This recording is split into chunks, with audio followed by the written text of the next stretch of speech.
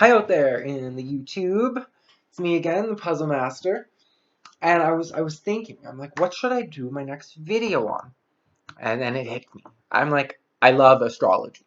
Okay, so obviously it's going to be something related to that. But with something a little more fun and upbeat, you know? So I had another light bulb moment. And this time I realized that I wanted to do, what's my favorite sign, what's my least favorite sign. And then I realized that, you know, all the light bulbs shattered, okay? And I'm like, oh, because I already did videos on all the signs. If you haven't seen them, I recommend checking them out. But in this video, I realized that I've already gone over all the signs. So I'm going to try to do an unbiased, uh, not prepared, well, who am I saying? Who am I kidding? Of course, it's going to be biased. Like, it's based upon my experiences. And I'm not going to do my least favorite sign and my most favorite sign. Because I think that I love all of humanity.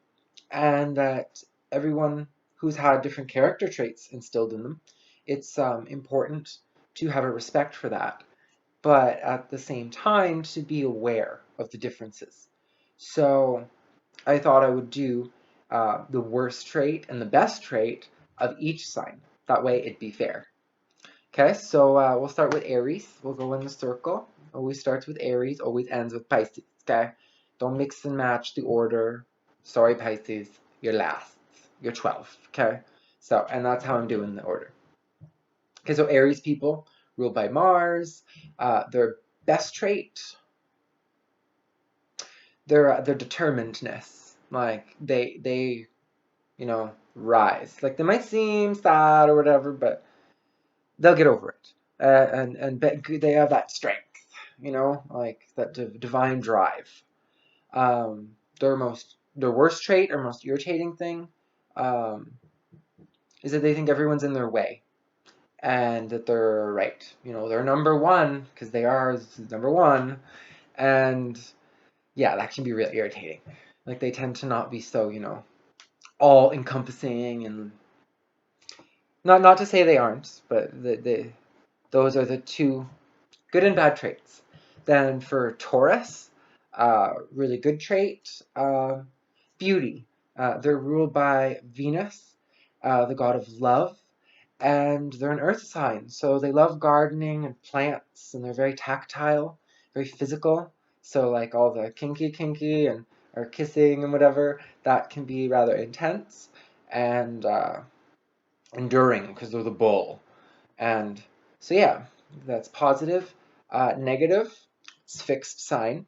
So really, really stubborn. Really. Like you will not meet a more stubborn, there is no more stubborn energy. I mean, the fixed signs all have this kind of stubbornness, but it's also the earth. So it's like pushing on a boulder. That boulder don't want to move. That glacial deposit stone is not moving. Like maybe next ice age. Okay. I should know. I have double Taurus in me, so my ascendant and my sun sign. So once a Gemini, my moon sign. Best trait, they're really witty and funny.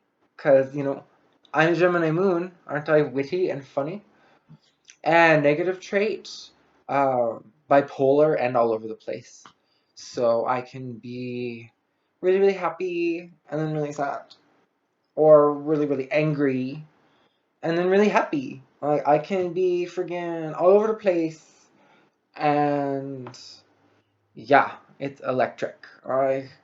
So it's good for them to have like loud blaring music or meditative like ocean waves or something just to drown out their own interior thoughts because they just don't stop.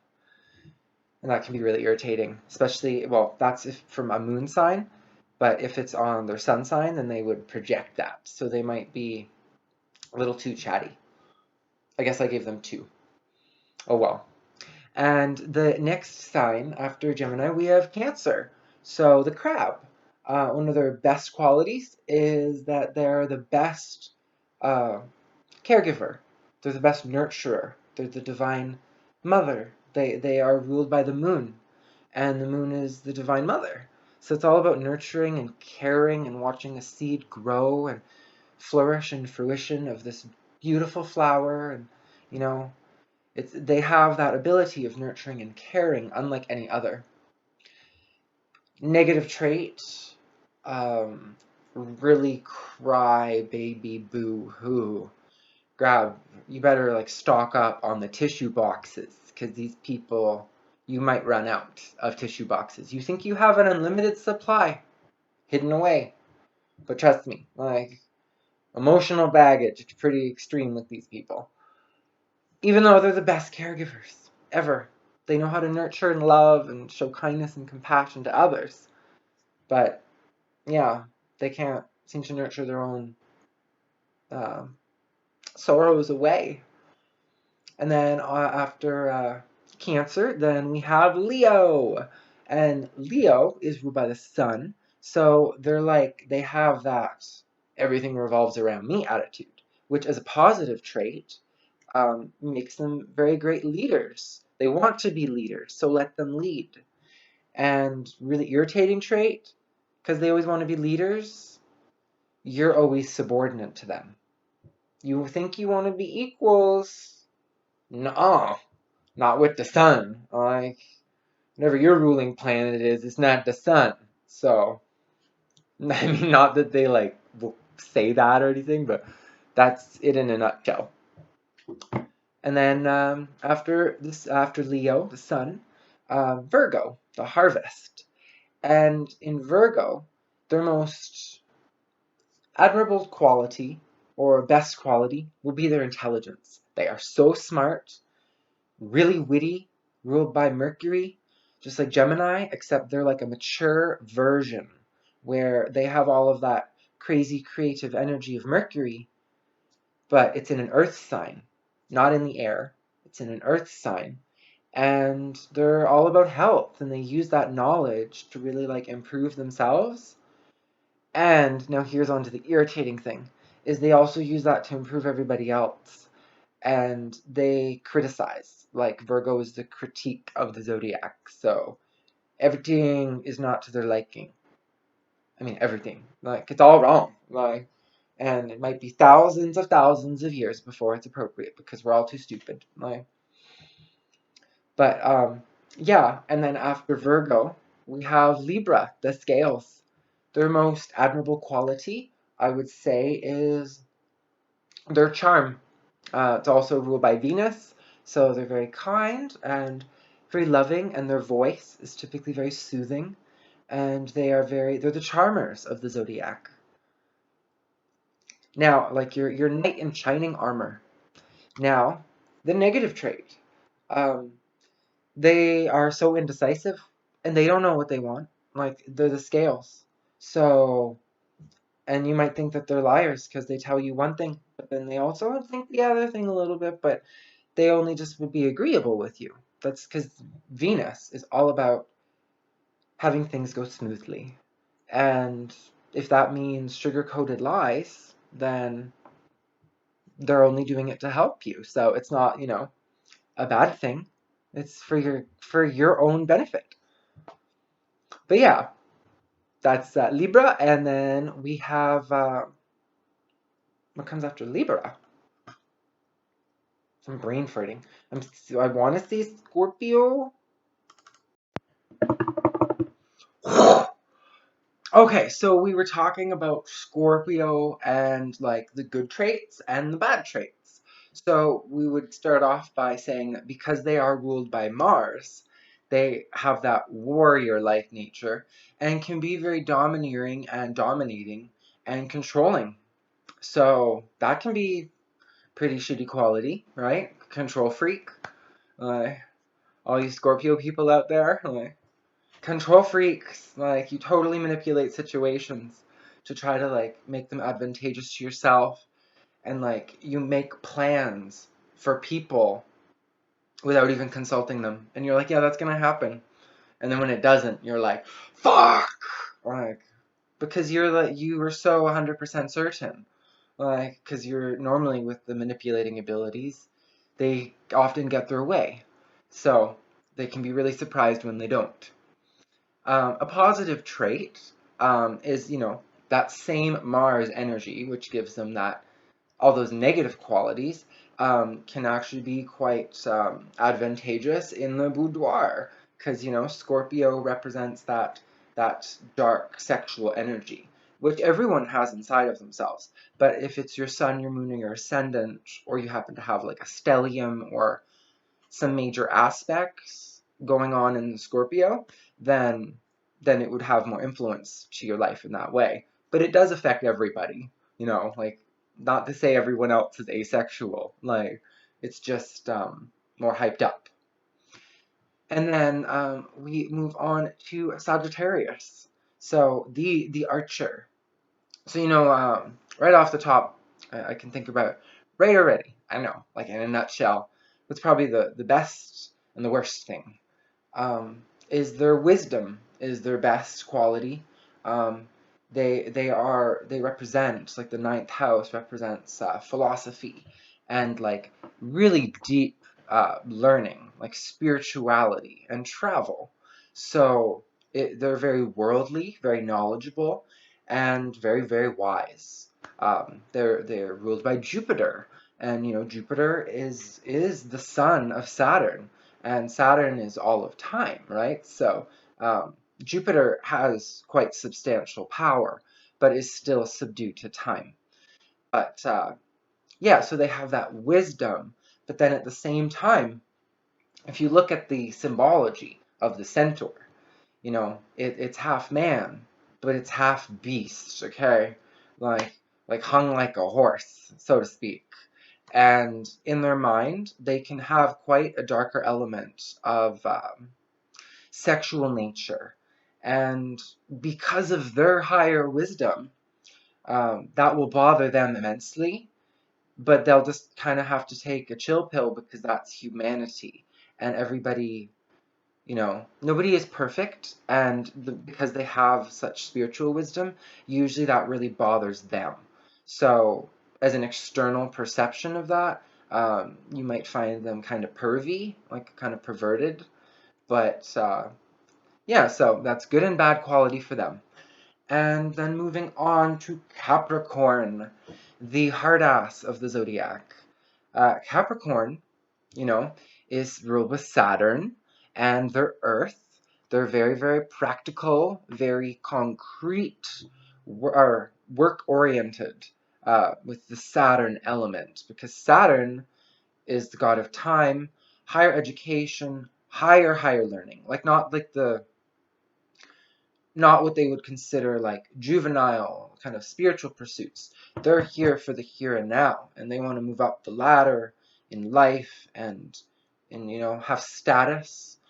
Typically, that means a lot to them. No offense, like, I'm not even saying that as a good or bad thing, but they have that drive to you know go somewhere in life, although they might find like life kind of gets in their way a lot of the time. So with that, the good and the bad would be good aspect being that they have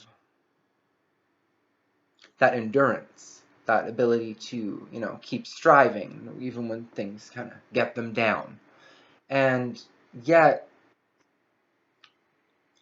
upon just saying that, one of their negative traits would actually be kind of depressed, kind of sad, because Saturn is the god of time, and it also can represent like limits and restrictions. So nothing they want, they have.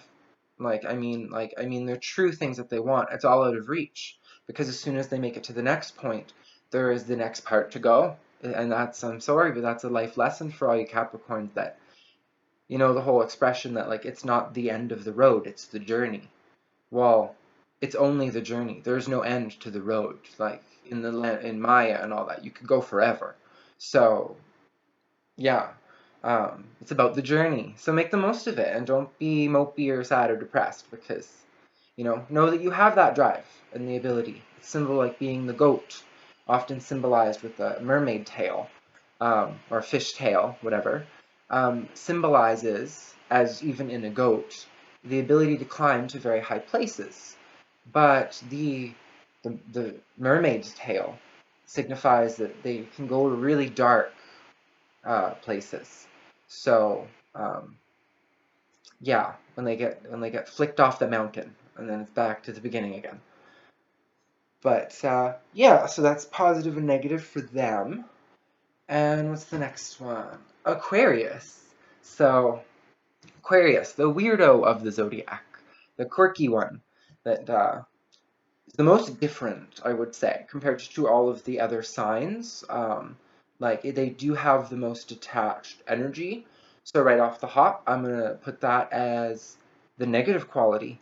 None of them will consider that negative, but everybody else in the wheel will understand, because they don't understand their own nature. Just like, and it's a very unique trait of the ability to have that detachment, um, which, as I say, is a negative, um, being that they might have a harder time with kind of social cues and or you know, understanding the more humanity aspect of people, like, which is ironic because they are the humanitarian of the zodiac. Like they would say that they love people, and like they actually do have like this immense love and compassion inside of their soul, but it does not get expressed through words or physicality, like maybe through gifts and things like that. But they have a hard time with truly understanding that that lower nature of humanity, because like their sign has already moved past those, and that's actually